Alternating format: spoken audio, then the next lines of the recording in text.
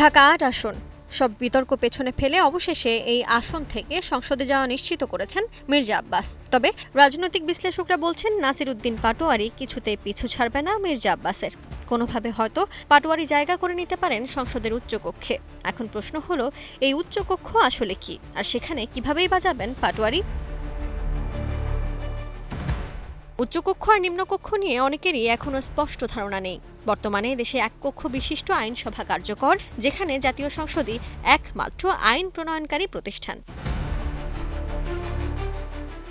গণভোটের প্রস্তাব পাশ হলে সংবিধান সংশোধনের মাধ্যমে সংসদে নতুন একটি স্তর সংযুক্ত হতে পারে, অর্থাৎ একটি উচ্চকক্ষ গঠিত হতে পারে।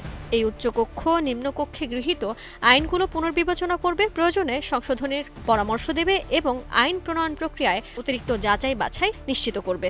এর ফলে আইন প্রণয়নে আরও ভারসাম্য ও স্বচ্ছতা আসার সম্ভাবনা রয়েছে বলে মত রাজনৈতিক বিশ্লেষকদের।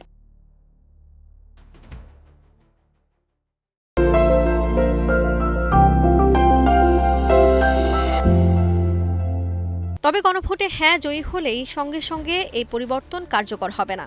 ভোটের আনুষ্ঠানিক ফলাফলের পর একটি সংবিধান সংস্কার পরিষদ গঠন করা হবে, যা নির্দিষ্ট সময়ের মধ্যে প্রয়োজনীয় সংশোধনী প্রণয়ন করবে। সেই সংশোধনের ভিত্তিতে উচ্চকক্ষের কাঠামো, ক্ষমতা এবং সদস্য নির্বাচনের পদ্ধতি আইনের মাধ্যমে নির্ধারিত হবে।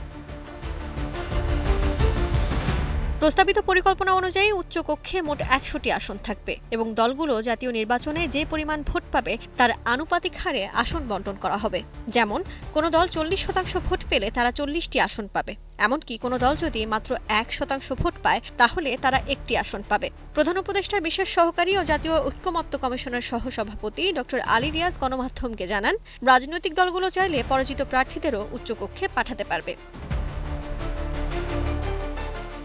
তবে উচ্চকক্ষ সরকারের বিরুদ্ধে অনাস্থা প্রস্তাব আনতে পারবে না। তাদের ভূমিকা সীমাবদ্ধ থাকবে আইন পর্যালোচনা, প্রশ্ন উত্থাপন এবং জবাবদিহিতা নিশ্চিত করার মধ্য দিয়ে। বিশ্বের অনেক গণতান্ত্রিক দেশে দ্বিকক্ষ বিশিষ্ট সংসদ ব্যবস্থার মাধ্যমে ক্ষমতার ভারসাম্য রক্ষা করা হয়। বাংলাদেশে এই ব্যবস্থা চালু হলে তা হবে একটি বড় সাংবিধানিক পরিবর্তন। তবে এর সফলতা নির্ভর করবে রাজনৈতিক সমঝোতা, প্রশাসনিক সক্ষমতা এবং সুস্পষ্ট আইনি কাঠামোর ওপর।